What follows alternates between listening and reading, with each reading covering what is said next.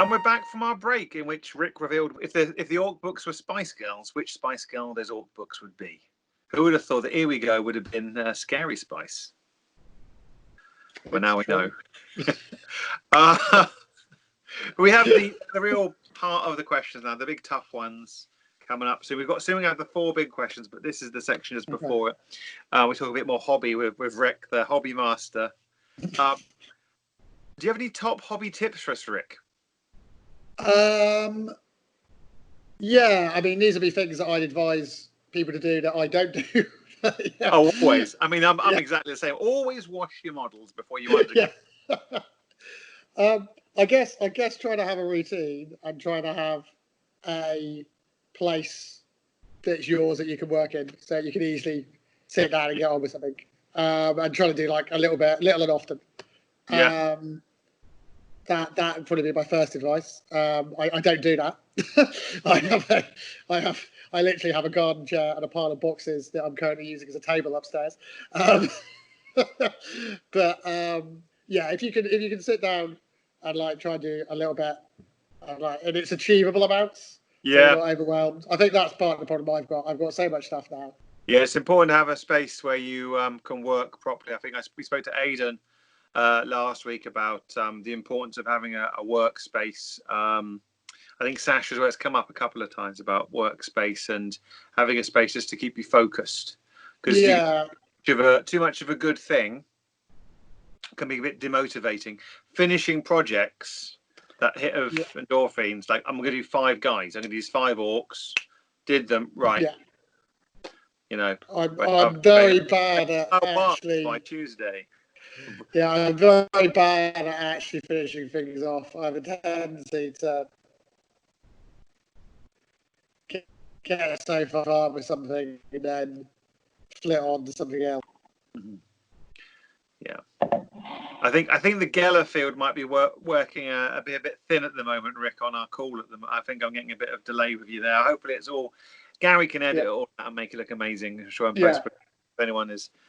It's just the Geller field going out. So if you see any kind of demon, jump on me. Please report to a local inquisitor for candy and hugs. It's what they're best for. It's what they're known for, inquisitors. For candies and hugs. A bolt pistol to the head. Yeah, same thing. Rick. Yeah. What's your best hobby tool? Army Painter Quick Shade. Oh, do you use the tub, or do you mean? Yes. Oh, you use the tub. I do. I don't actually dip them in, but I use a big shitty brush. They look fine. I mean, they're not going to win any awards, but they look fine. Yeah, they come out a little bit. Coats, do a bit of dry brushing. Quick shaded things. It didn't work for me. I tried it and it worked really well. And I thought if I was doing like a Tyranid army, it'd be perfect for that organic kind of armies. It works really well. Undead as well, very good for undead. Yes, perfectly legitimate way to do it. I tried it. I never dipped. The old dip and then put it in and then flick it off. That seemed madness to me. So I always used a paintbrush to put it on as well. Yeah. I think you do need to control it a little bit. It does tend to like pool in weird places. It can be quite thick. In a way, because I've got like the darker one and it looks quite oily. So actually, on a lot of the orky stuff, it looks quite good if it pools a little bit and you've got like grime and stuff. Grease and grime. So, yeah. Oh, perfect. Yeah, no, it's as I think we've said on other shows, it's nice to concentrate and try and get gold and demon quality models. But if you've got a model that looks good and you're happy with it, and that method can save you a heck of a lot of time. Oh God, yeah. Nothing wrong with it. Because I'm incredibly slow at painting. So anything that makes it quicker, definitely. Which kind of leads us on to our third question here. Do you have any motivational tips? I mean, either having it that you're trying to do stuff for an event, that could be a great motivation. I do watch like YouTube channels and stuff sometimes when I'm painting, and that just kind of focuses me a little bit more. It's tricky. I I need to force myself a little bit. So having something you're painting for is good. Yeah. I mean, I was having the monthly painting challenges that we used to, well, the ones that we used. I think Neil still does on the hate painting. Oh board. yes. Yeah, at the start of the year and the end of last year, that was really good. I had a good few solid months where I was posting on there and I was getting stuff done. Still very, very slowly, but Yeah. I was getting stuff done. And I sort of trailed off a little bit. I need to get back into doing that because I think if you know other people are working on things and you can, you say, well, I'm going to try and get this achieved. Even if you don't in the end achieve it, you sort of force yourself a little bit more to do it. I find you may recall my piles. I do. I find they're much shrunken. I understand. They're very well shrunk. done. I mean, the lockdown is doing wonders for my piles right now. Oh. I'm really rocketing my way through them. I'm doing really well there. But I am perfectly willing to let myself down at the moment. I'm very easy on myself. I should do this. I didn't do it. Never mind, Andy. Yeah. No, I appreciate how difficult it was. Don't worry. Letting other people down. Yeah. I don't like letting other people down. So part of my past project was literally, I don't want to let the readers down who were looking at it. I wanted to make sure I had something to show every time the show, every week, to show that I've been doing at least something towards getting models towards completion, and it worked really well. I was getting, until Warlord has another sale, and then I'll buy another 100 so models. Well, having things like the what Toby originally did, the Ascension thing. I know AOS players are doing something similar, and there's the Nihilus campaign where you're slowly like building up a force and you're trying to get them all painted in time. I mean, I've never achieved getting them all painted for each phase, but each phase I'm thinking, well, I know I need to add this to it, and it's more than I would be getting done otherwise. So that is good. So you have an aim to get to something, and then it sort of drives you on. That's good. Yeah. Can you tell me about your favourite game? Oh, that's hard, isn't it? There are so many wonderful games out there. I've always had, like, when I was younger, I had a lot of AD&D. I loved Hero Quest. Hero Quest is fantastic. That's a brilliant game. I do like a Hero Quest clone now. Obviously, Dungeon Saga is great. Hero Quest is the best game. Hero Quest is the best game, really. We all know Hero Quest is the best game. Yeah. I mean, role-playing wise, Warhammer Fantasy Roleplay. Some of the best times I've had was doing Warhammer Fantasy Roleplay back with the original founding members of Hate before we'd set things up. That's a great game. The full game, because you're used to playing like AD&D where everyone wades into combat and you're fighting dragons and you're doing all these spells and stuff, and then you get to play Warhammer Fantasy Roleplay where you're a rat catcher as your profession, and you walk into a street and some unknown thug just stabs you and you die. It's like, oh. It's just like... we had a wonderful game being run by Robin where it was kind of, in a way, loosely based on Guards. We all started in prison, and then were brought out of prison and told we would become, like, conscripted as guards for the slums in Altdorf. And if we were expected to die, and if we did a good enough job, we might earn our freedom in a year. And this grew up into like a very long campaign that we did for many years. And it was a huge amount of fun. Quite dark in places, very funny in there as well. And in fact, we're actually now talking about trying to finish it off because we never quite got to the end, which was a shame. And then years passed where various people had children. And, well, I don't know exactly. And then campaigns never end; they just fade away. Yeah, well, we're hoping to do a 25 years later for the characters. Oh, that's cool. Where we'll do we'll recap in game, and we'll find out in game what happened, and it'll be a bit like inspired a little bit by Drakenfels. Yeah, I don't know if you've read the Drakenfels book. I played. That should be the supplement as well. Cool. There are people who are going like, "What the hell is he talking about?" But yeah, other games. Yeah, I do like a lot of different role playing games. I did a lot of White Wolf when I was younger. I even did LARPing. Haven't we all? Sorry? Haven't we all? Yeah. But yeah, I think probably the most fun I've had probably is doing things like Warhammer Fantasy Roleplay. That's probably one of the funnest games I've played. Oh, that's a good answer. Good answer. What game do you Rick? What game do you fancy playing in the future? Well, actually, what I'm really looking forward to at the moment, we've been doing a lot of. I've got like a local gaming group that we do stuff once a week, and obviously we can't meet now, so we've been doing stuff on Roll20. Currently playing Mithras, which is another very good game. But one of the people who's currently a player has just got hold of the Curse of Strahd, 5th edition D&D. I've never played 5th edition D&D. I played AD&D back in the day, so I've just got myself one of these. Player's Handbook, yeah. And I'm really looking forward to trying it again because I've not played since. I would have kind of got mine, Rick, if I knew you're going to start waving your D&D manual around. Yeah. I don't have a monster manual to scribble in yet. I need to get one of those. No, you need to buy one for you, and your brother can squiggle in it. Yeah. Here you go. It's only fair. Yeah, that is fair. Yeah, I'll send him one. Yeah. But yeah, so I'm really looking forward to playing that again. Seeing how it's changed. It's great. I've been playing that with Greg down the club. He's a great dungeon master. That was really good fun. So you should have a great time, Rick. Yeah. I've never played Ravenloft back in the day. And Curse of Strahd is supposed to be amazing. So yeah, it'll be really good. Really good.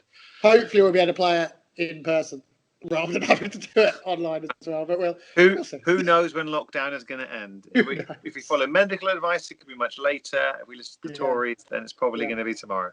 Yeah, the curse of the Tories is the real issue. Sorry, got physical for a second there. Right. It's a bit of a mare, this question. Okay. It's a horrible question. And you'll see why it's a horrible but lovely question to be asked. Okay. What's your favourite club memory? Oh, goodness me. And that is hard, isn't it? So many wonderful memories at the club. Oh, that's difficult. There's a lot of contenders. Some of the things where we've gone as a club to other places have been lots of fun. Okay for everyone. Yeah, exactly. Yeah, I'm sure everyone really enjoyed us being there. Things like the Blood Bowl finals, which I've never been in, but always liked to attend and get drunk at. They were a lot of fun. Yeah, I mean, I've enjoyed every game I've played there, doing the few role-playing things I've done there. I suppose what probably sticks out for me, just because I'm a sad old goth, is when we did the first hate at Electroworks, because it was just so funny to me that we were in Slimelight and we're doing role-playing. So that was a standout. Although having to get all the stuff there and back again, and that taking another 2 days out of our time. I wonder if they'd been a bit more generous with storage, how different the club would be if we were still at Electroworks. It's true. I mean, it was. Yeah. I mean, I can't imagine us not being the best degree working men's club now. Yeah. What would we be without Mags? I mean, there's nothing. I mean, I wouldn't bother going anymore, to be honest. Quite right. I can't wait to interview Mags on here. Yeah. I really look forward to her hobby tips. What's your best hobby tip? I don't know. What that would be. Probably saying something rude to Steve. I imagine. Yeah. Well, that's every single answer. What's your favourite genre of film? Saying something rude to Steve. That's a great memory. No, I think I said to Aidan, that was my first time down. That was my first time at Hate. I was with James Dillon Lee. Hi, James Dillon Lee. And I was going to his house. Had my Dark Angels. That was back when I still played 40k. Had my Dark Angels in my case, and we popped in just to see what it was like. Yeah. And we didn't. I don't think we even played that night. We just stayed. I remember meeting Monk, and we had some cider. And then Nice. Well, you're doing the key hate thing then of showing up and having a drink. Drinking cider, hanging out. It's like, oh, I could do this. Because I used to go there for Bangface. Oh right, yeah. I've never been to Bangface, but I've heard a lot I've never about been it. to Spimelight, so There you go. there we go. I was thinking, this is crazy. This is the Bangface venue. So yeah, no, it was a great night there that night, and it's all misty memories. How long ago was that now? Oh good lord, it's long ago. I don't know. I mean, how long have we been running? How long is the club been running now, Andy? I don't know. It's a long time. I don't know. I just it's just pre-lockdown. Yeah. That's all there is now. Time is meaningless. That's PLD, pre-lockdown.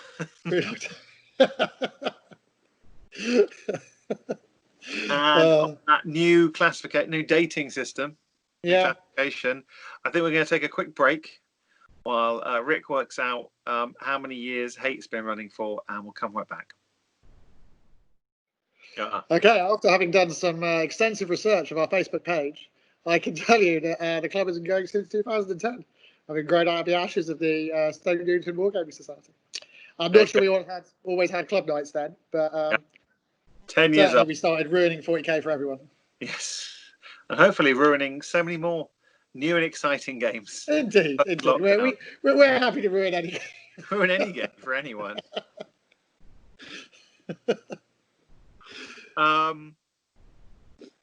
So these are the really big questions, Rick. The ones that the people at home really need to know the answers to.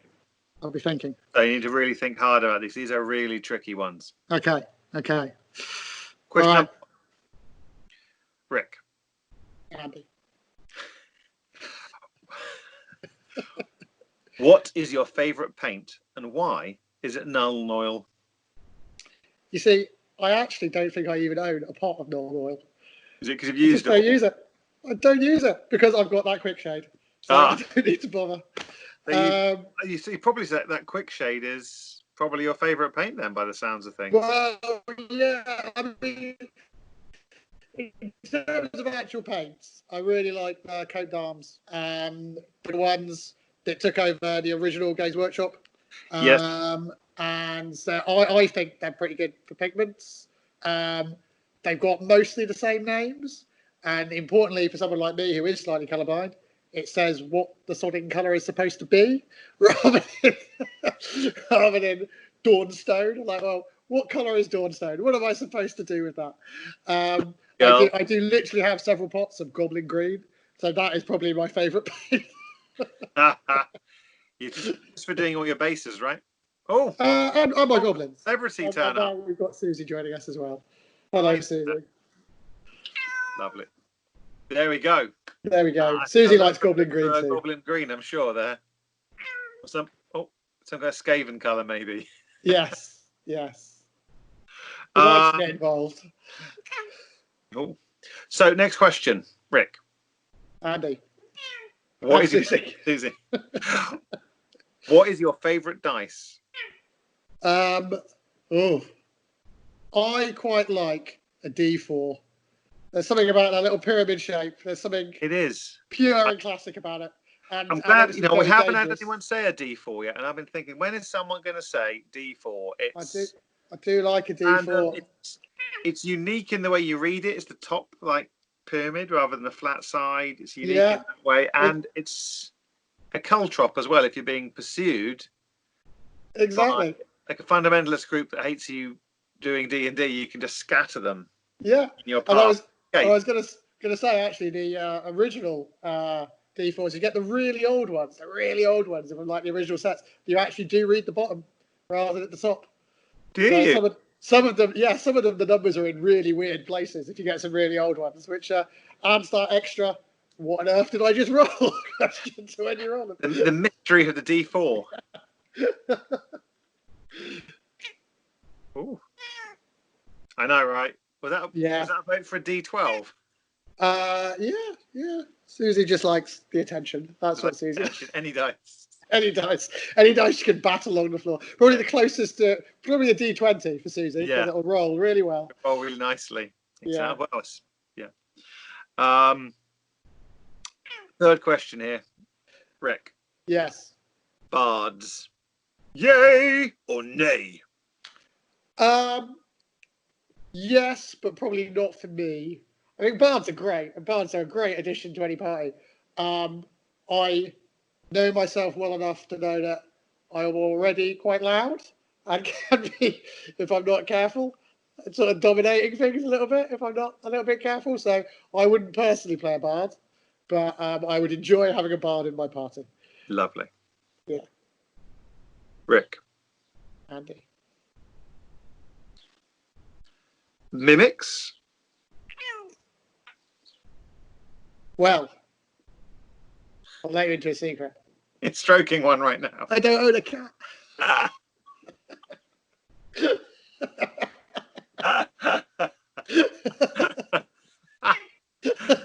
Confession. Oh dear. Just gonna eat it all up. There we go. Rick has a pet mimic in his house. Absolutely. Yeah. Perfect. Yeah. Occasionally several. So only two more to go here, which is we had a lovely Aidan with his beautiful hair. I mean, your hair's very beautiful as well. I did enjoy seeing his hair. It was incredible. lovely to see it again. That's what I've missed most on lockdown is Aidan's hair, I think. Yeah. But he asked for all of us a question, which was, if you, what's your favourite literary character? Yes. That is a tricky one as well, isn't it? Have I got to say one character, or can I say like a few characters from a series of books? I think you'll be okay if you roll off a few of them, Rick. I don't think. Yeah, the question release will be there that quickly. You got about a half-hour head start on. Oh, excellent. I'd say generally the Joe Abercrombie characters from his series. I can't remember the name of now, but where it's kind of putting, it's turning all fantasy tropes on their head. There's, have you read these? They've got like Nine Fingers, the barbarian, who's a berserker, but he really is a berserker, and he completely loses the plot and kills his friends, which you don't, automatically realise. There's a character called Glotka, who's a really kind of twisted, evil torturer guy, but who is one of the heroes, who was originally a kind of a knightly person, and as you find out as time goes on, originally was quite an honourable person, and then he's just had terrible things happen to him, and he's ended up like this. So I really like those series of books and the characters because they're really dark fantasy. Really dark fantasy. Don't be Warhammer Fantasy Roleplay. What would be the best book for them to, if someone wanted to check Joe Abercrombie's work out, where would they start? Oh, goodness me. He did a trilogy, and I'm terrible with names, but he did a trilogy, first of all, which I cannot remember the name of. I'm sure Amazon will help people. Yes, I would have to look it up. He did a trilogy, first of all, and then he's done a series of individual books after that, which are following the same characters, but sort of years later, or sometimes it's prequels kind of thing. But he's just done one, which I haven't read yet, which is some of the children of some of the original characters. But they're very good, very dark fantasy. We'll have to have a look at those. Yeah, strongly recommend. Told me it's very good. Yeah, very good, very good. So, lastly, yes. So obviously, Aidan had that question for you. Yeah. What question do you have for our next interviewee, our next victim? Okay. And they've carefully thought about this over the weeks, and yeah, absolutely. Well, it's a similar, in a way, it's a similar sort of question, I guess. I'd say, what's the favourite character that you've played, and what was it about them that really like made them memorable, or made them something that sticks in your mind, and what's made it your favourite? Yeah. I guess it could be. It could be a kit bashed model for a game, or role playing. Absolutely. Absolutely. It could be a role playing thing, or it could be like even a wargaming faction or something like that. But yeah, what's the thing that's your favourite, and what is it about it that makes you created? Yeah. Good one. Lovely. So, Rick, before we finish, because sadly, that's the end of the questions. Was there anything you want to talk about that we didn't talk about that you wanted to talk about? I mean, I could always talk about orcs for longer, but I don't think anyone really wants that. That's our separate Orkcast, which Rick will be doing semi-weekly, where he just talks about talking about orcs. Yeah, it's been lovely to chat to you. I guess just wishing everybody the best. Looking forward to seeing them again. I need to get myself on some of the hobby sharing things. I haven't got into that yet, which would be good to do. That might motivate me. On Sundays and Wednesdays, there are hobby hangouts and things going on where you can join in and chat to other haters who are doing painting hobbies. But I'm sure if you go onto the Facebook group, I'm sure there's some role playing stuff going on as well with the role players, and you're doing it yourself online. So this might be one of the best options for gaming, is actually role playing online at the moment. Yeah. It'd be nice. It'd be lovely to when we can. Obviously, we'll see each other again. But in the meantime, we need to keep connected where we can. Yeah, so stay in touch, everyone. Yeah. Well, thanks everyone. Lovely to talk to you. Rick, it's been wonderful. A pleasure as always. All the best with you, and you might want to catch that mimic before it turns into a different household item. I should just show you this. Can you see? There is fat now too. Oh my goodness. I need to go before I get in. Bye. Cheers, Rick. Bye-bye. Take care, everyone.